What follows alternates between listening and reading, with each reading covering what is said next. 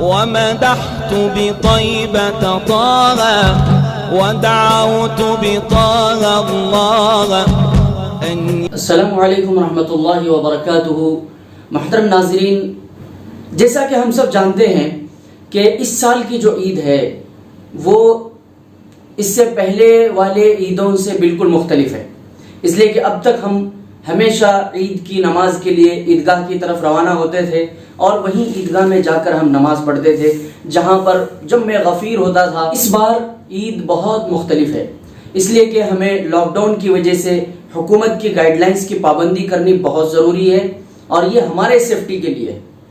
ہمیں نہ مسجدوں میں جانے کی اجازت ہے، نہ عیدگاہ میں جانے کی اجازت ہے، نہ زیادہ کہیں بھیڑ بھاڑ جمع کرنے کی اجازت ہے.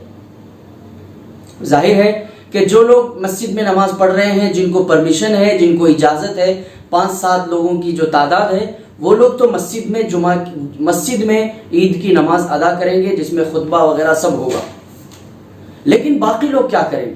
باقی لوگوں کے لیے بہتر یہ ہے کہ 5-5, 6-6 لوگوں کا گروپ بنا کر اپنے اپنے گھروں میں نماز پڑھنے کا اہتمام کرنا بہت ضروری ہے. اور اگر ہم گھر میں عید کی نماز پڑھیں گے تو اس کا مطلب یہ نہیں ہے کہ ہمیں عید کی نماز کا ثواب نہیں ملے گا، بلکہ ہمیں اتنا ہی ثواب ملے گا جتنا عیدگاہ میں جا کر نماز پڑھنے کا ثواب ملے گا. کیونکہ سیرت نبی صلی اللہ علیہ وسلم سے یہ ثابت ہے کہ ایک مرتبہ نبی علیہ السلام نے بارش کی وجہ سے عید کی نماز بجائے عیدگاہ میں پڑھانے کے مسجد نبوی ہی میں پڑھائی تھی. تو اس سے معلوم ہوتا ہے کہ عیدگاہ کے علاوہ بھی عید کی نماز پڑھنا جائز اور درست ہے. اب ہم عید کی نماز پڑھنے سے پہلے 2-3 چیزوں کا خیال رکھنا بہت ضروری ہے. سب سے پہلے تو یہ ہے کہ ہم غسل مسنون کریں، صاف ستھرے کپڑے پہنیں، اور جیسا کہ آپ صلی اللہ علیہ وسلم کا معمول تھا کہ عید الفطر کے دن آپ صلی اللہ علیہ وسلم عیدگاہ جانے سے پہلے کچھ کھا لیا کرتے تھے. حدیث کے اندر آتا ہے کہ آپ صلی اللہ علیہ وسلم کھجور کھایا کرتے تھے جو طاق عدد ہوتے تھے، یا 3 یا 5 یا 7 یا 9، اس طریقے سے آپ صلی اللہ علیہ وسلم کھجور وغیرہ کھایا کرتے تھے. عید الفطر اور عید الاضحیٰ میں فرق یہی ہے کہ عید الفطر میں عیدگاہ جانے سے پہلے کچھ کھانا سنت ہے، اور عید الاضحیٰ میں عیدگاہ سے واپس آنے کے بعد کھانا سنت ہے. محترم ناظرین، عید کی نماز اور جمعہ کی نماز میں فرق یہ ہے کہ جمعہ کی نماز فرض عین ہے اور عید کی نماز یہ واجب ہے. اسی طریقے سے جمعہ کا جو خطبہ ہے وہ خطبہ واجب اور شرط ہے، لیکن عید کا خطبہ واجب اور شرط نہیں ہے بلکہ سنت ہے. اسی طریقے سے جمعہ کے دن جمعہ کا جو خطبہ ہوتا ہے وہ جمعہ کی نماز سے پہلے ہوتا ہے، اور عید کے دن عید کا جو خطبہ ہوتا ہے وہ عید کی نماز کے بعد ہوتا ہے.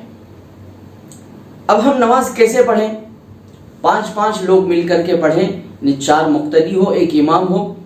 ہم اپنے فیملی کے ممبر بھی 5 ہو سکتے ہیں، یا اپنے پڑوسی رشتہ دار جن کے بارے میں ہمیں پکا یقین ہو کہ ان کو کوئی کورونا وغیرہ کے اثرات نہیں ہیں، تو ایسے لوگوں کو اپنے گھر میں مدعو کر کے کسی ایک کمرے میں ہم لوگ مل کر کے نماز پڑھ سکتے ہیں.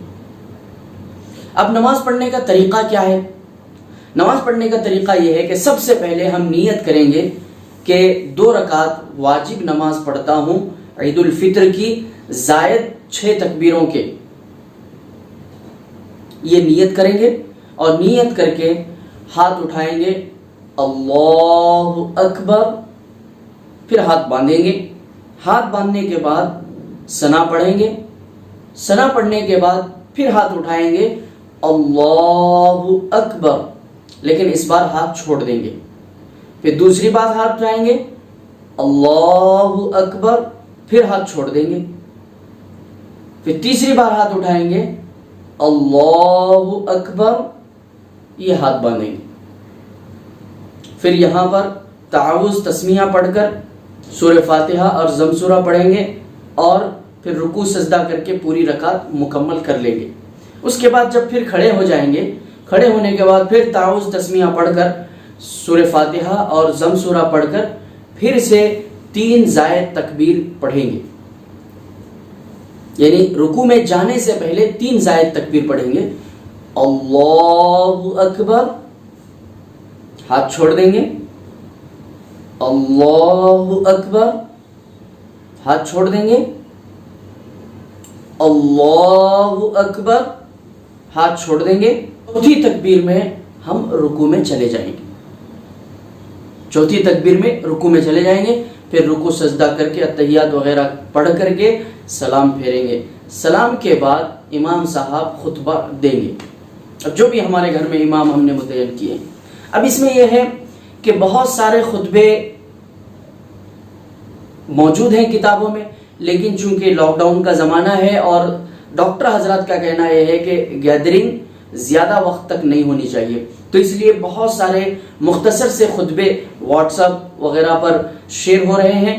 اگر آپ کے پاس وہ نہیں ہے تو آپ مجھے اس نمبر پر واٹس ایپ کیجئے، میں آپ کو وہ خطبے شیئر کروں گا.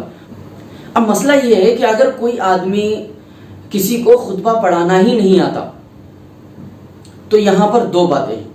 ایک تو یہ ہے کہ اگر عید الفطر کی نماز بغیر خطبے کے پڑھی جائے تب بھی نماز ہو جاتی ہے، اس لیے کہ عید کی نماز کا جو خطبہ ہے وہ صرف اور صرف سنت ہے، صرف سنت چھوٹے گی، نماز ہو جائے گی.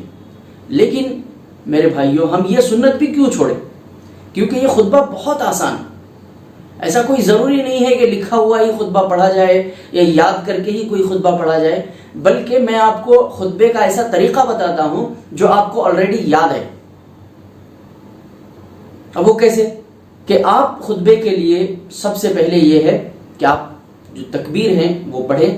اللہ اکبر لا الہ الا اللہ واللہ اکبر وللہ الحمد.